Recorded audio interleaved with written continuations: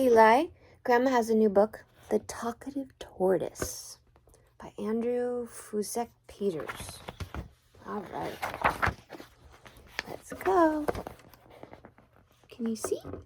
One day, Tortoise crawled on the edge of the lake to have a wash, a drink, and a chat. At the water's edge, he met his two friends, a pair of geese. Tortoise was lucky because geese are known to be extremely good listeners, and the tortoise could talk like nobody's business. "Do you think it's easy to keep my shell as shiny and smooth as this?" he asked as he waded into the lake. "Of course not," one of the geese replied. "I have to wash my shell all over with the finest lake water and then shine it with the softest moss I can find," said the tortoise, splashing about in the cool water. The geese nodded their heads and gave a little quack or two. They heard the story 100 times.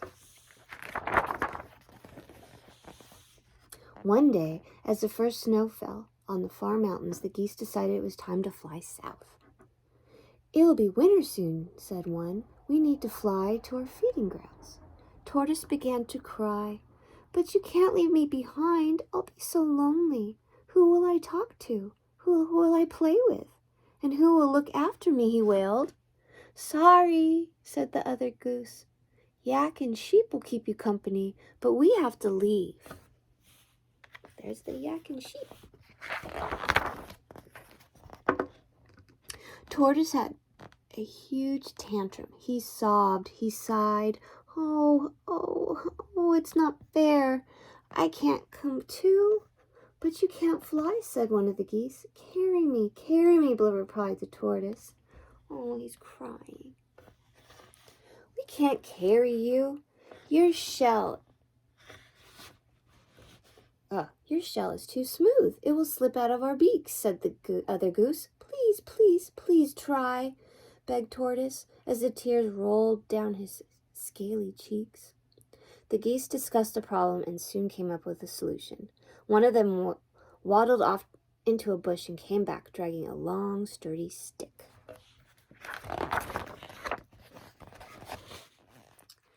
"We will lift both ends, and you must bite on the middle with a strong jaw," said the first goose. "And hold on tight," said the second, which means, they both warned, "you mustn't talk the whole time we are flying." Tortoise smiled. His two best friends had come to the rescue. "Oh, that's easy. I can stay quiet for seconds, minutes, hours, days, weeks, months, seasons, years."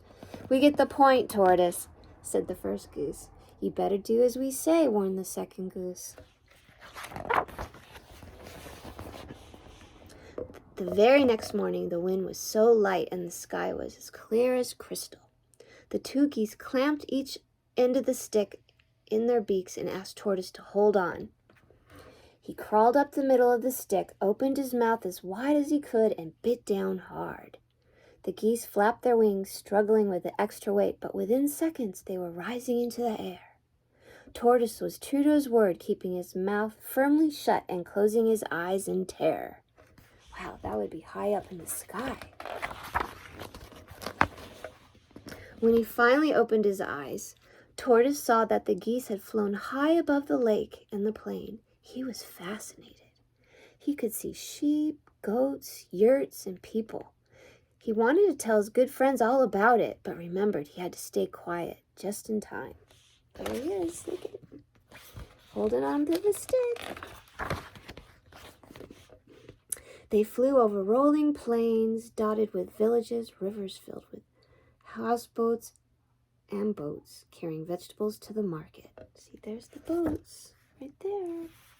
There's some more boats. Soon the air grew cold as they climbed towards the mountains. Tortoise was desperate to tell his good friends all about it, but he remembered to stay quiet just in time. Look at, there he is. They soared over the mountaintops and down into India. Soon they left the snow behind, and there was lush green forest below. In time, his friends flew over a village. People looked up and shouted, "Look, two geese carrying a tortoise." Tortoise was annoyed. He wanted to say to the geese they should mind their own business, but he managed just in time to remember to promise to keep his lips zip tight. Tortoise loved the feeling of flying.